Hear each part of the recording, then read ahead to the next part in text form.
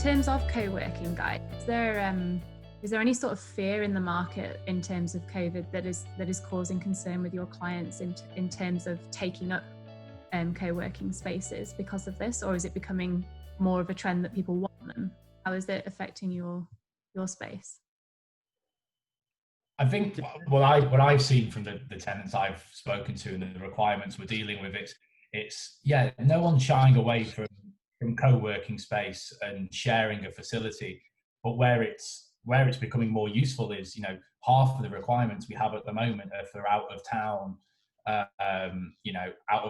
requirement zone, 2, 3, 6, 7, some of them even a little bit further out, where people are looking to leverage that flexible amenity for satellite offices, people that can't work from home and don't find it productive, and have somewhere to work that doesn't necessitate coming into town itself. So, are people, pro or against co-working?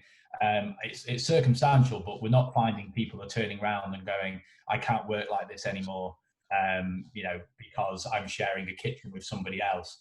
And it's actually been a real benefit to businesses who want to have a bit more of a regional base. And your point, Vic, on what's the future, people that want to make a decision to support now, but not have to take a 3-year lease somewhere. Again, flexible space out of on the tradition, Sorry. Sorry, Tom. I was just going to say, linking to that point, on the traditional side of the market, Vix, we're seeing a huge drive for every requirement the tenant we're speaking to is that need for the flexibility point. So although it's maybe not be a serviced office, the option for those guys to sign a 3 or a 5-year lease now is not going to happen. And what I'm saying to my landlords is actually, you could get a premium of maybe £20 per square foot on your headline rent if you will give someone the flexibility. The flexibility point is more paramount than the cost. It's been really, that's been the biggest thing which people are saying to us. And it's probably worth, and Dan, you're maybe best placed regarding chats with Dasana, just about what some of the corporates are looking at in terms of using flex space as a strategy. Does that make sense? Yeah. So Dasana is a co-working app, basically, guys. So they've got it's an app that corporates would give to their staff, and they get a number of credits to basically go and drop into the flex providers and use their co-working spaces. Great. Which is really it's something that the market's needed for quite a while. And Michael, who's developed the app, has had a number of very positive conversations with a lot of corporates who are looking at doing exactly that. So working more remotely, giving people a lot more fluidity around where they work from. The hiccup he's had initially during COVID is, the providers have been, had to be very cautious around who's coming into the building and when people can socially distance and when the space is being cleaned. And it's very difficult. It can become very difficult to control who is in a co-working space and control the amount of people that are in that space and how they're using it. But once you get over that, and again, as we look to the future, that, it's a great model. It's very simple to use. You can do it whilst you're out and about and on the go.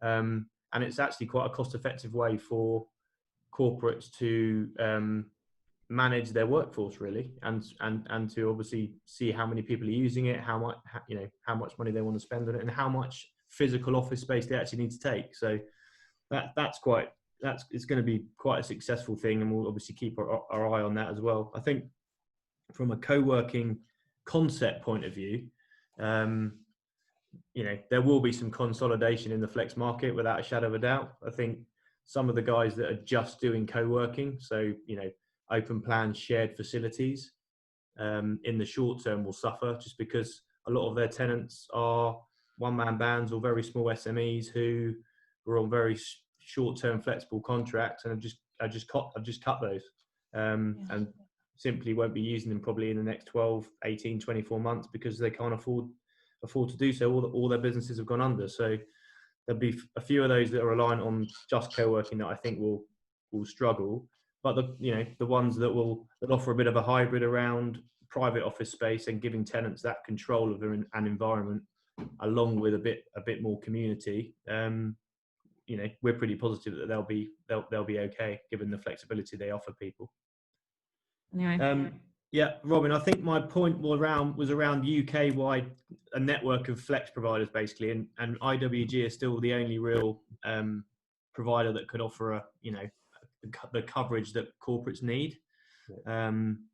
So I think it'll be interesting to see us, and from a landlord point of view as well, those landlords that have got a lot of buildings across the UK, if they in the future can link those together for tenants. So if they've got a tenant in London, for example, you know, whether it be a Great Portland Estates, for example, and they've got a tenant in London, how easily can they network their portfolio across the UK for that tenant in London to be able to use other buildings in their portfolio? So if they've got staff in Manchester or in Leeds or in Liverpool, you know, they can work closer to home for 2 days a week. So I think that's an opportunity, I think, for landlords to consider, that's for sure, making it more of a destination per building for tenants. You've got some of the largest tech companies that are kind of telling their staff or contractual obligations that they don't need to come back to head office. So does that kind of form that satellite setup in and around cities now, rather than having to go to a big kind of plot of real estate